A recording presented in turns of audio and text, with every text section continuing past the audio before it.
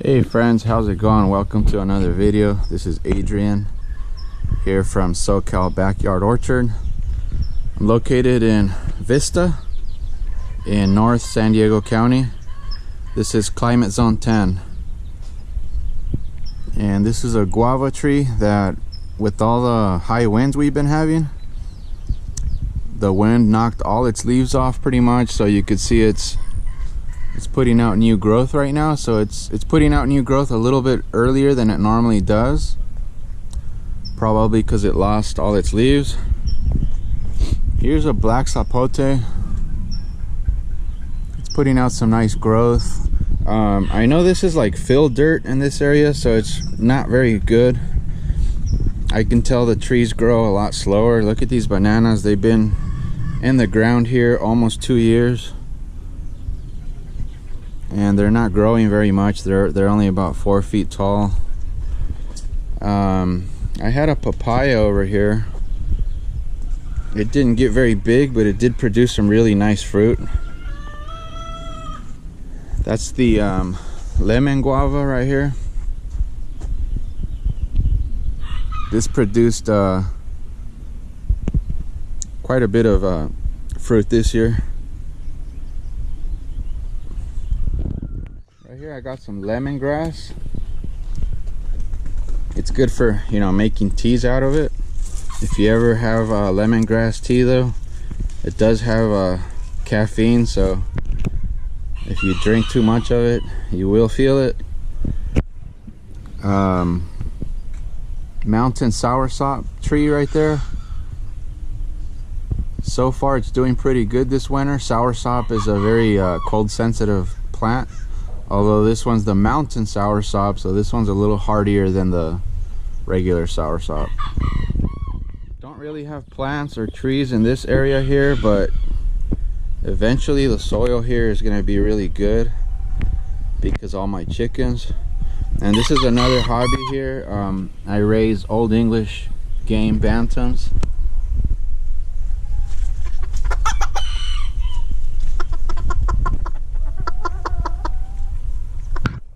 They're really beautiful birds. They're miniature, so they're easier to take care of.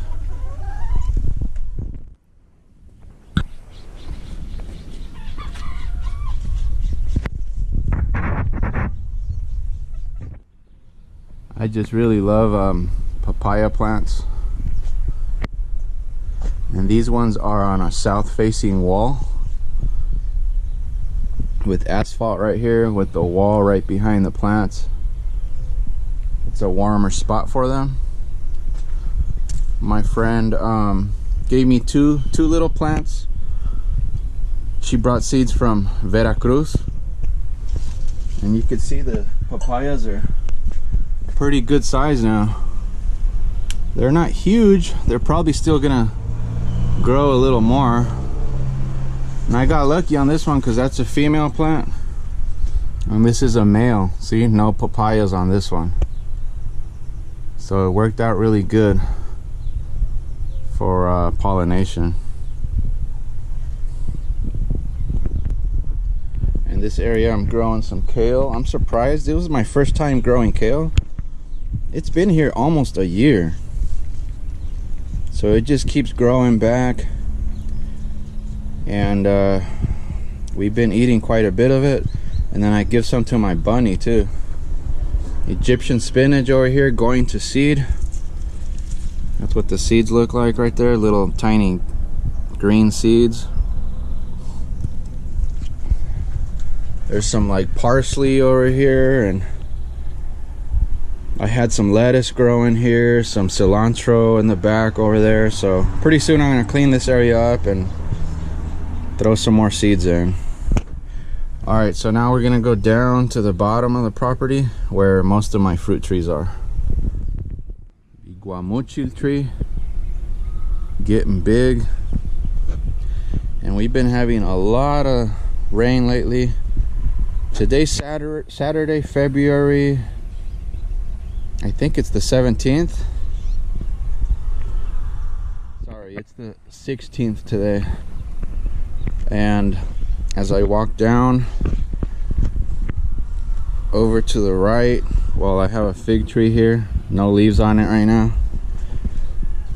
Passion fruit.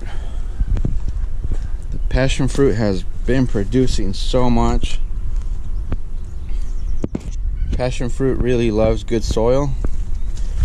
And down here where I am now, this is native soil. It's not fill dirt anymore.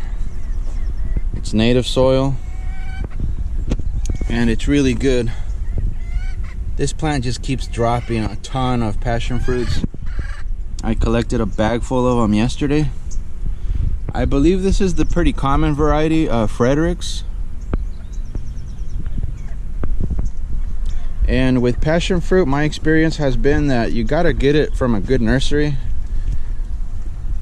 I got one that somebody grew from seed or cutting, I'm not sure, and gave it to me, but it's not really producing good passion fruits without hand pollination. So it's a lot of work to hand pollinate all the passion fruit flowers. So that's why I go to a good nursery and pick one up there. It's probably going to do a lot better. It's going to be a good self-pollinating variety. Like this one, I don't have to go around hand pollinating, and it produces good size passion fruits. And they love to grow on these chain linked fences. It's like a perfect trellis for them. You can see it's growing the other way across my neighbor's yard too. And here's the main, here's the trunk. You can see I water everything with these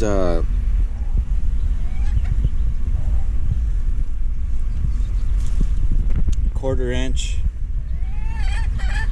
tubing and a little micro sprinkler, and the quarter-inch tubing comes off of a half-inch water line. Banana, ice cream banana. Here's my shed where I keep all my garden tools. Here's another banana. As soon as the weather warms up a little bit, they will grow a little bit more and they will start ripening. As soon as I see one or two starting to ripen, then I'll probably harvest the entire rack.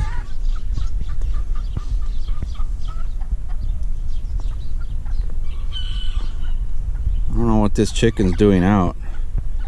She's supposed to be in the coop. But you can see I'm downhill now, which I like because in the winter time it doesn't get very cold here. We don't get frost. The really cold area is down below me in the valley down there, which is only probably a 10-minute walk from here. But down there I'll find frost a lot of times. Not right here though, so it's perfect for growing these bananas, papaya, guava, you know, all the trees that don't like frost. So let's keep on walking.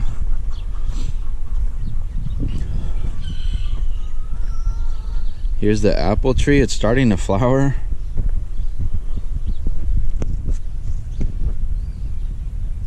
It's starting to flower. I'm thinking it's starting to flower because it's loving how much water it's getting.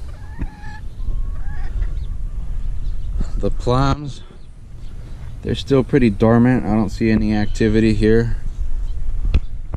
But hopefully this year, for the first time, I will get some nice fruit. And I'm not pruning this time because I noticed last year that these plums flower on the new growth, like on this branch right here, which is about a 1-year-old branch. That's where it'll flower, all of these right here. So I'm gonna leave them all so I get good flowering. And this is Santa Rosa right here, Sweet Treat Plueri. It's a plum cherry hybrid. And then this is Burgundy Plum right here.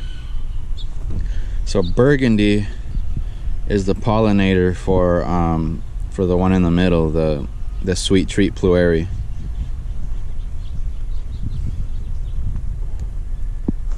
Persimmon still dormant. Strawberry Guava doing okay. 20th Century Plum still dormant. More guava.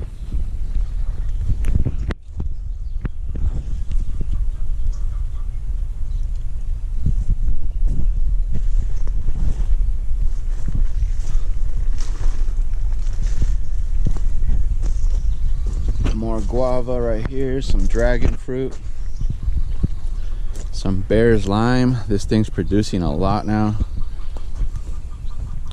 Blood orange. This is Moro blood orange. This one hasn't flowered yet. Blood orange takes, especially this variety, Moro, it takes a good 3 years to start flowering. Here's a California Pride Mango. Some flower buds there.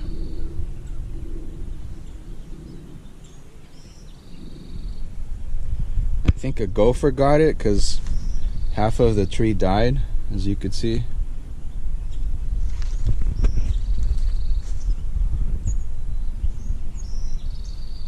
And I believe the rootstock is kind of taking over right here.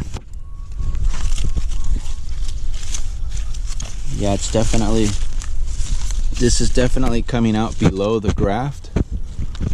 So this is rootstock right here, and I'm thinking it's probably Manila, which I don't mind. I might let it grow. Manila mangoes are pretty good. The Washington Naval orange. And then we got a Valencia Pride orange. This is the Cas Guava, C-A-S Guava. Very young tree. And then we got a Meyer Lemon putting out some flowers. Citrus tree this size, this young, I don't like to leave the fruit on it. So I'll let the little lemons develop. When they're about dime size, I'll just go ahead and pick all of them off, so the tree gets bigger and stronger before it produces fruit. Too small right now. That's the neighbor's tree, but I eat some of the ones on this side. Mandarins, the cactus. This is on the north side of the property. And then this is my main area here in the middle. Banana, mandarin, more bananas over there. And I'm so happy we've been getting a lot of rain. It's really gonna make a huge difference. These trees are gonna grow a lot. They're gonna produce a lot of fruit too. Vanilla, I mean ice cream bean. The fruit tastes like vanilla. This one's getting nice and plump. And these videos help out a lot. You know, sometimes I forget something about a certain tree. For example, this ice cream bean, next year I might be thinking, well, when is it gonna flower? When is it gonna have fruit on it? And I could always go back and watch my videos and find out. Here's some pretty plump ones too. Ice cream bean is a very fast grower. This tree has been in the ground for maybe almost 2 years, and it was only about a foot tall. And now it's, gosh, it's about 10 feet tall now. So they're extremely fast growers. And then this is a ice cream banana pup. This is my largest guava tree right here. It produced a ton of guavas this year. And this is the other passion fruit plant I was talking about. See? Look at the passion fruits. Tiny. Tiny, tiny. No bueno. Here's another one. Tiny little thing. But if I hand pollinate, then they get big. Elephant ear plants. Right behind me, my favorite variety of banana. It's a manzano. And I like it because it does very good here in our Vista climate. The one with the big rack on it, it's this variety right here. It's a pup from the main plant that used to be here. And then right underneath the banana is a Rio Grande Cherry. This is a smaller sized bushy tree, so eventually I'm gonna have to clear some space for it, remove some of those bananas. And it's nice, I got a nice tree back here. I forgot what these are called though, but you could see it dropped all its leaves. And it's nice in the summertime because I get really nice shade right here. That's why I have this bench. And my mom, when she's here, she likes to sit in that chair and she cleans the nopal cactus and you know, dices them up for cooking or for salads or whatever. But it's nice that this tree drops its leaves in the winter time and it lets a little bit, you know, more sun filter through to these plants over here. So it works out pretty good. It gives us very good privacy in the summertime. And then right behind me, this is the Vista white loquat. It's getting really big. This is a seedling. And what I mean by seedling, in case somebody watching doesn't know, is it was grown from a seed. Whereas, for example, a grafted tree, here's a loquat right here. A grafted tree, what they do is they grow it probably a little bit bigger than this tree right here, and then what they do is they'll cut it. For example, they'll cut it right here, just cut the whole top off or whatever, and they do a little cut down the trunk, and then they take a branch from another tree that's already producing, that's a good variety, and they put it right on there. That's called grafting, and they tape it up and it heals and it'll start growing, and that's a grafted tree. And you do that here. I tried right here. I was trying to graft right here. See, I took a branch from another tree and grafted it on, but it didn't work out.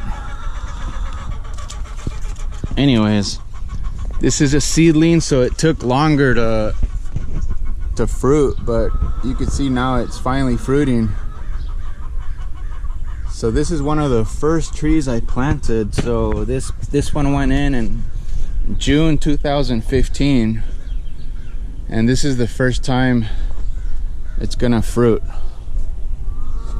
So in about 2 more months, I should be eating Vista white loquats.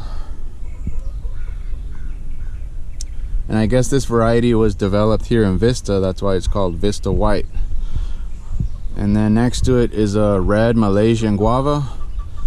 This is also a seedling, so it's probably not exactly what red Malaysian guava should be, because when they're growing from seed, a lot of times they cross-pollinate with another variety of guava, so the fruit will come out different. It'll come out, you know, hybrid. And I believe that's the case with this tree, because I've had I've had a red Malaysian guava before, and it was definitely different. These guavas are crunchier, they're harder, where the red Malaysian guava I used to have was softer and a little bit sweeter too. This one has a really good flavor. What's interesting about this tree is it doesn't drop the guavas on the ground. See, when they're ready, you never find any on the ground. They like start going bad on the tree. For example, that one, it's starting to go bad, but it's staying on the tree. It's really strange. But this tree's loaded. It's a really heavy producer. Right next to it, another papaya. You can see, look at all the nice new growth up on top. The winter here in Vista just doesn't do anything to the papayas. And right next to the papaya is a lamb Haas avocado. And somebody asked how you know when to pick them. Let me talk a little bit about that. As you can see, these fruits are a little shiny still. So what you look for is that shininess sort of goes away eventually, and of course the size. They're gonna get much bigger and they start turning black. That's when I'll pick these. And what I do is, once I believe they're probably ready, I just pick one. That's it, just one. And then wait till it ripens up. If it ripens up within about a week, and it tastes good, and it feels like it's got the right oil content and all that, then I'm ready to pick more. But if it takes a long time to ripen up and it tastes watery, then I'll wait. But I'm gonna go down this way. This is a grafted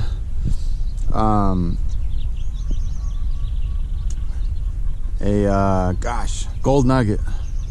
Gold nugget loquat right here. It's got fruits on it. Not a whole lot, but it has some. There's some more right there. And you can see the graft is right here. That's why it looks bulky right there. That's where they grafted it. So anything that starts coming out underneath the graft, you should remove, because that won't be the same variety of fruit. Goldfinger banana.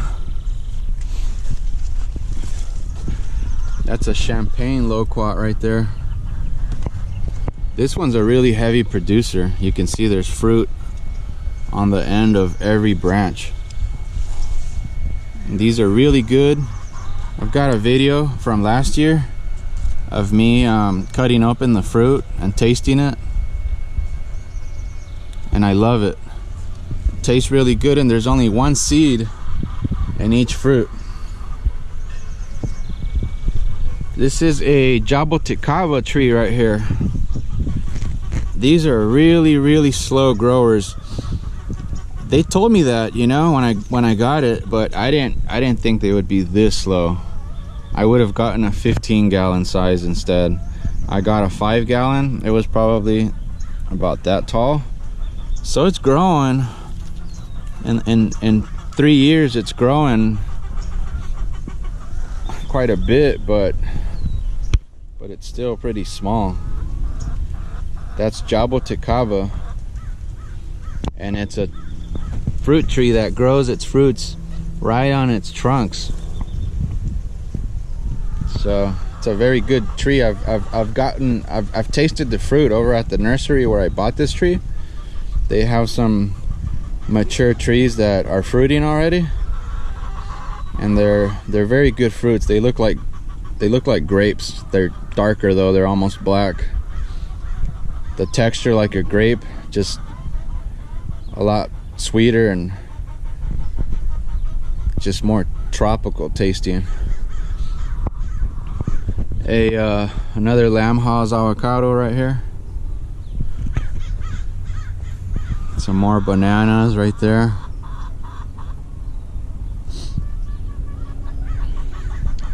This is a Sanguinelli blood orange.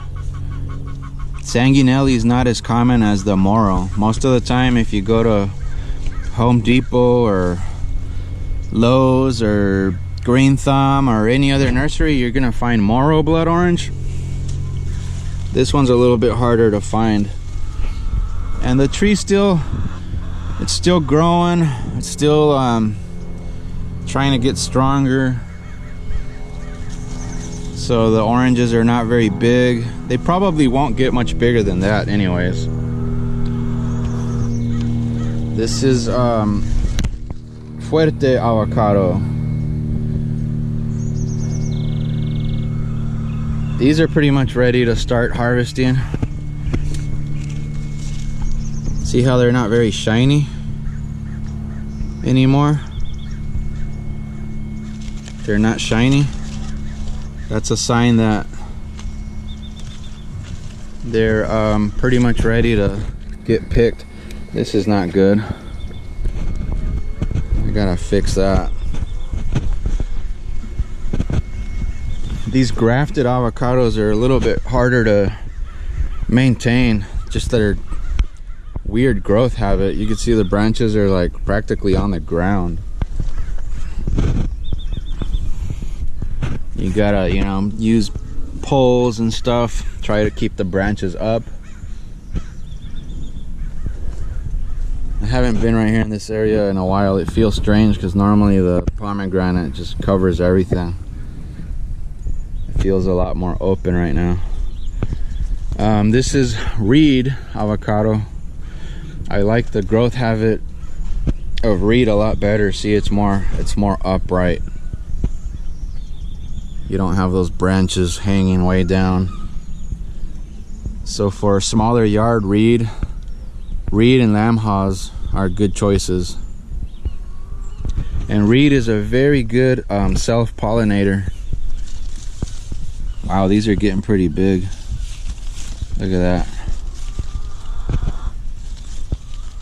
It's almost as big as my whole hand.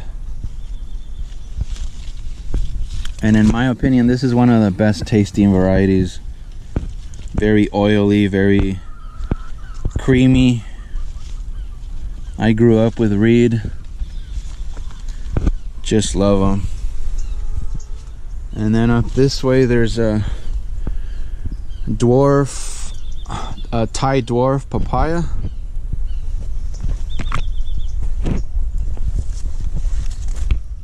Look at that. Some nice ones. It's producing both shapes, these longer ones and round ones. Isn't that interesting? And what's interesting is it put out another branch right here, and it's producing more papayas on that.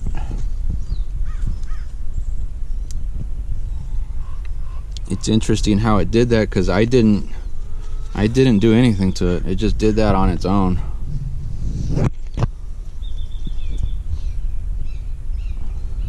And then right next to the Thai dwarf papaya is my seedling avocado.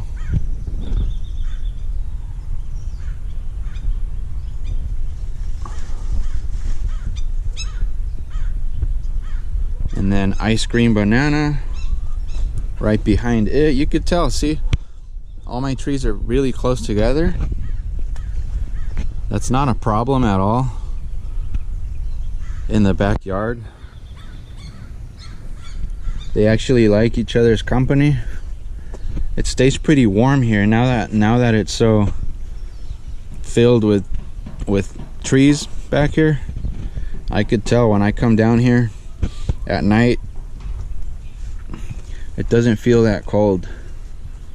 There's a rack of ice cream bananas. Here's another avocado that I'm probably gonna take out. It's not doing really well. That's Surprise Haws. Mexicola avocado. This one's about to flower. And it's also putting out new growth. Mexicola are the small black avocados. Really thin skin. You could actually just eat the skin too.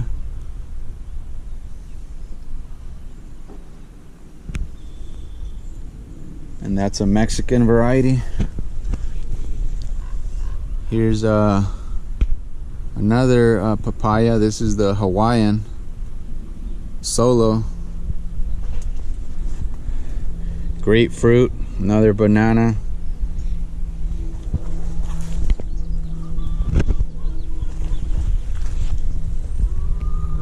This is just a nice shade tree.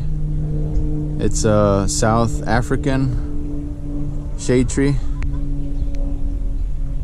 And it's gonna be a really good pollinator because it'll eventually start producing a lot of flowers. Atimoya. I picked one yesterday, the one that was right here.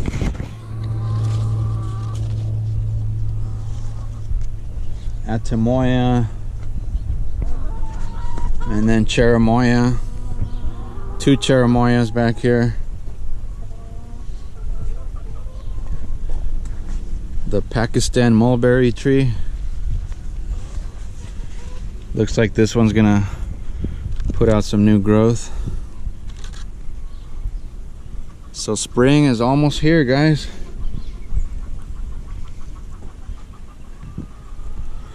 Acerola, Barbados cherry. Oh, and this is a Nam Doc Mai mango right here. Oh, and it's got a little tiny thing. Oh wow, this thing's like ripe already.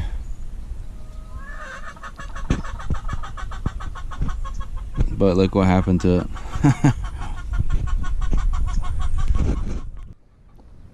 Tejocote tree right here.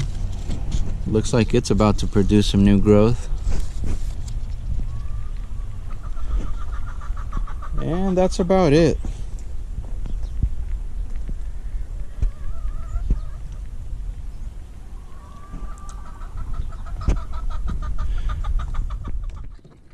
Time to let the chickens out.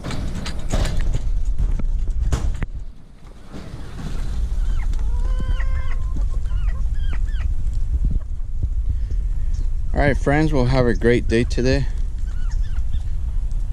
I hope you like this tour. Don't forget to subscribe if you're new. And we'll see you next time. Bye.